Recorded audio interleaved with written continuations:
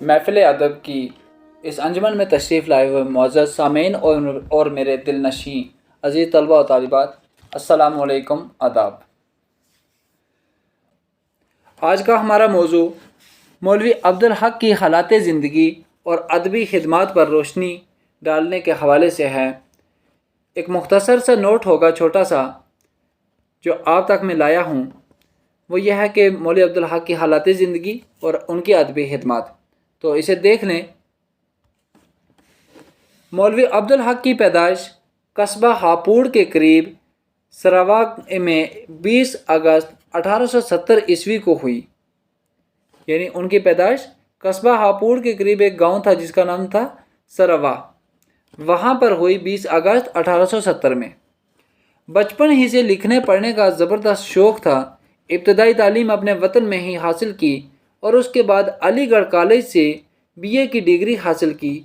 تعلیم مکمل کرنے کے بعد حیدرآباد میں معلم کا پیشہ اختیار کیا۔ معلم کہتے ہیں استاد کو۔ اس عہدے سے ترقی کرتے کرتے انسپکٹر مدرس کے عہدے تک پہنچ گئے۔ عثمانیہ کالج میں بطور پرنسپل کے فرائض بھی انجام دیتے رہے۔ عثمانیہ یونیورسٹی کے قائم ہوتے ہی شعبہ اردو کے صدر اور پروفیسر مقرر ہوئے اور اسی عہد سے نوکری سے سبق دوش ہوئے۔ یعنی اسی عہدے سے، یعنی یہ جو عہدہ، یعنی تمغہ جو ان کو ملا تھا، یعنی پروفیسر شپ کا، اسی عہدے سے وہ ملازمت سے کیا ہوئے، ریٹائر ہوئے۔ اس کے بعد آپ دہلی چلے آئے اور اردو کی ترقی کے لیے انجمن ترقی اردو کے لیے کتابوں کی بڑی اشاعت شروع کی۔ الہ آباد اور علی گڑھ یونیورسٹیوں سے LLB، LLD اور ڈاکٹریٹ کی اعزازی ڈگریاں حاصل کیں۔ ملک کا بٹوارہ ہونے کے بعد آپ کراچی چلے آئے، جہاں پر آپ کا انتقال 16 اگست 1961 میں ہوا۔ ان کی ادبی خدمات پر ہم بات کریں تو مولانا جو یہ مولوی عبدالحق صاحب تھے، ان کو بابا اردو کے نام سے یاد کیا جاتا ہے۔ آپ نے اردو کی بڑی خدمت کی۔ کئی سالوں تک ساماہی رسالہ اردو نکالا، جس میں خاص کر تحقیقی اور تنقیدی مضامین چھپتے رہے۔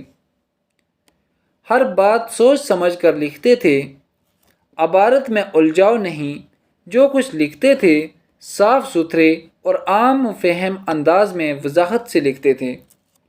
یعنی اس انداز سے لکھتے تھے کہ قاری کو بڑی آسانی کے ساتھ وہ بات سمجھ میں آ جاتی تھی۔